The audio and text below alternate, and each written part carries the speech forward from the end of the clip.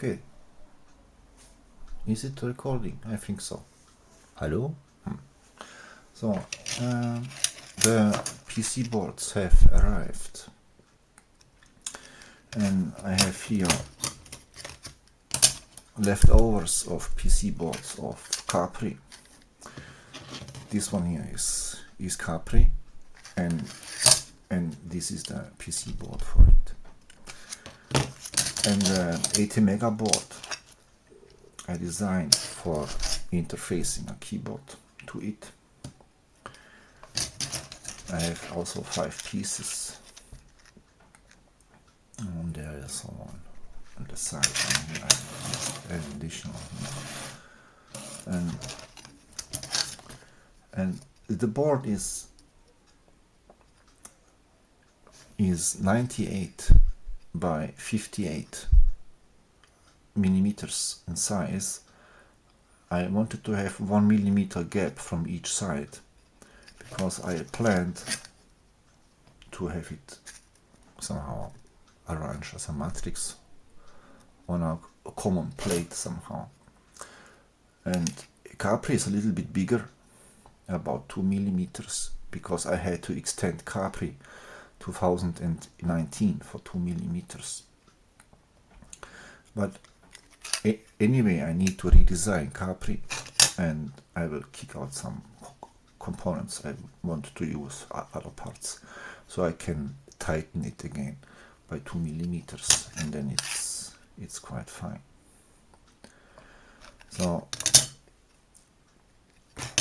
on here is one keyboard, and I put these fat cables on.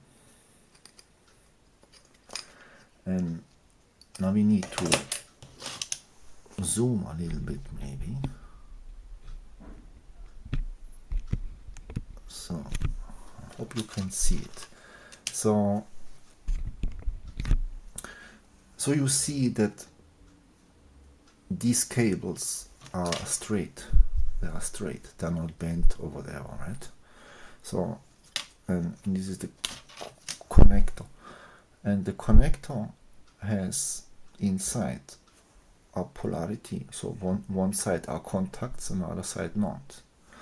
And this flat cable is the same. It has of one side contacts and the other side not. So it needs to be inserted that the contacts meet the contacts, right? Makes sense, huh? So this is something which needs to be considered while designing. And on here it fits quite good, as this keyboard here, you remember I have 2 of those, they stick to that they have not flipped. When we have a look on the other keyboard,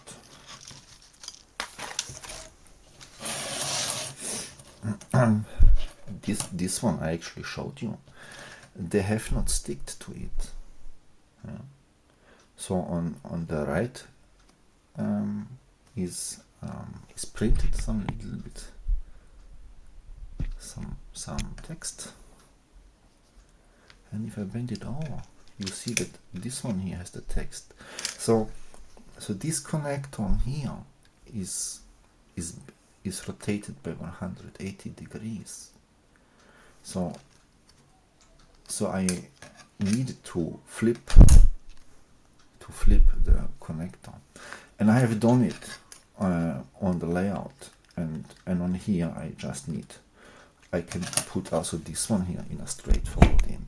So the boards are done like this, that this connector on here, the pin 1 is in the center and on here, and from the smaller one it's on there, so it's rotated. So because I know that this one is bent, and I needed to do this on here, and this one here fits, but I need to invert it. For the matrices, it's not an issue, I would say, yeah, because the ATMega will not know how the connections are done we need to teach ATMega for each type of keyboard how it should interpret one crossing point. So this thing would be an issue if this device would output a word with a least and a most significant bit, then it's not so easy to flip, right? Then the cable itself would be needed to be flipped and put on somewhere. But then it looks ugly and it's maybe also not so healthy for this cable.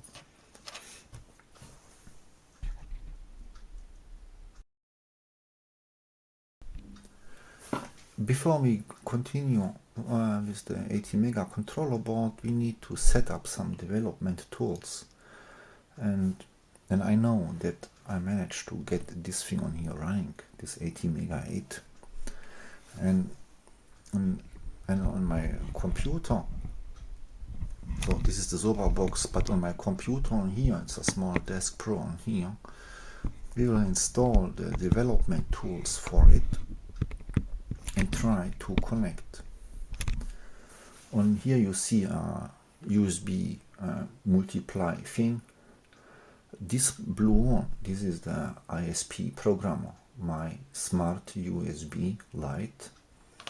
And this one here has this small pigtail, which will be plugged in after assembling onto here, just like this. And currently such pigtail is also on this one. I wired it and we have it on there, and I need to plug it in on here as pin 1. I marked it, so I connect this like this one here, no? So like this one here, and then this is connected. And this is the pigtail of Zoba, of the Zoba box, which supplies the power supply. It will be plugged in the ATMega like on here. But I also have it on there, on here. I think like this. Where's ground? Ground's up one. Okay. So like this. Okay.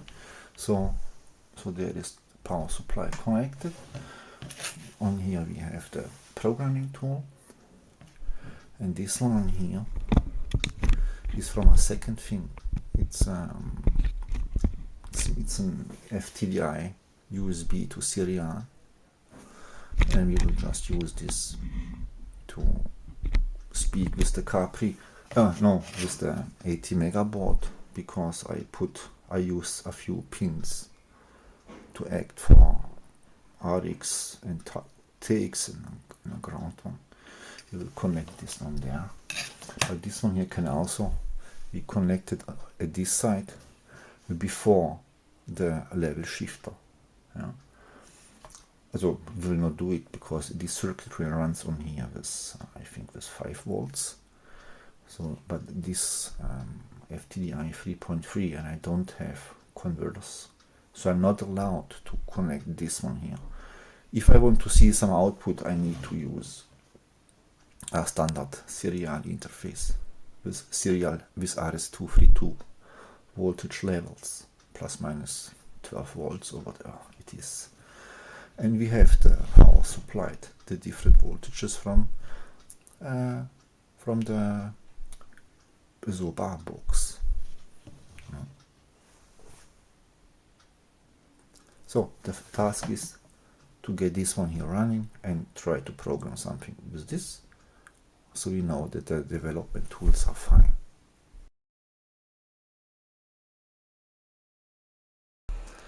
Okay, so I installed a driver for this my smart USB thing, and there's also a programming software which is included from the vendor, which allows to let's put this down, to configure, and it helps also with pictures to identify easier which type of programmer. And this programmer sits at component port 5, and if we hit this button, it speaks with it and it detects also. I will head down and then click again, so you will see on here activity, you see, so it's speaking with this thing. Okay, it's COM5. So if we would start the device manager, we see on here COM5, and if I would disconnect the programming device, then see we are losing COM5. So this is the programmer actually. So this is fine. Let's see if this thing sees it again. Yeah, it sees it again. Okay, it's cool. So we can read out the IC, the flash memory. So there I put a small program in, and the Mega has also an EEPROM 512 bytes, but that is just garbage in, I would say. You see, this is 512 bytes, and this flash has very less used one. So this is his programming device, and then I installed also the Microchip Studio, and I think you can see, and I set that the CPU is about 12 megahertz, and I'm just toggling one pin, and this thing here on here knows to help us if we say read hardware out. Look at this one here, it disappeared. It detected that the external clock source has been engaged. So the internal one is this one here, right? But currently the software runs with 12 megahertz, and if I use a probe,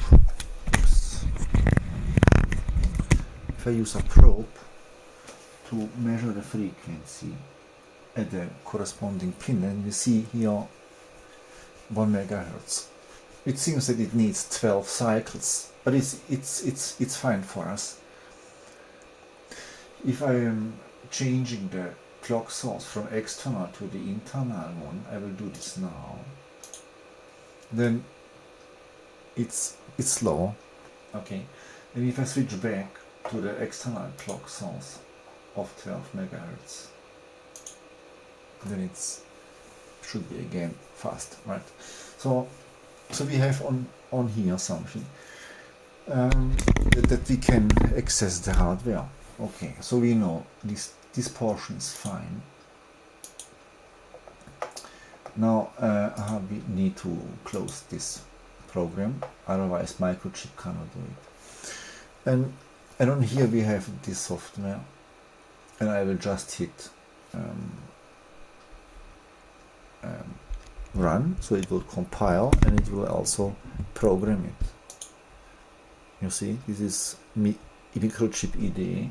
It's writing something, and we would see on here our output on here again. Yeah. So I'm interested what happens actually if in the source code we would say a delay. I prepared it, delay, and I will press on here when I put the probe on. So currently we have like this. Now I will press play. It is programming it, and now it's running again the program, and we see a delay. Okay, so it seems that we are able to do something, even if it doesn't make sense at all, right? Let's make the delay a little bit bigger, 0.8 microseconds. What will this do? Okay, it makes it a little bit wider, right? Let's make 4.8 microseconds delay. Programming. Okay, you see, I need to change the time basis. Okay, so this seems to be all. Okay, let's remove the delay again. Let's program it once more. Okay, now we are fast again. Okay, so so it seems that the software here of the microchip is working, and we can select at this column here the type of somehow the change device. We can change the device with the ATMega128 afterwards. Okay, and we are sure that we programming the device without using the power of the programmer. So the programming voltage is defined by the circuit, okay, and on here it will be defined by so values 3.3 volts. So we are ready to go to make some theoretical stuff. No, maybe we should also assemble this board, right, and then write software. And now it starts to get a little bit complicated because I never wrote in C for Mega. We will learn all myself. Okay.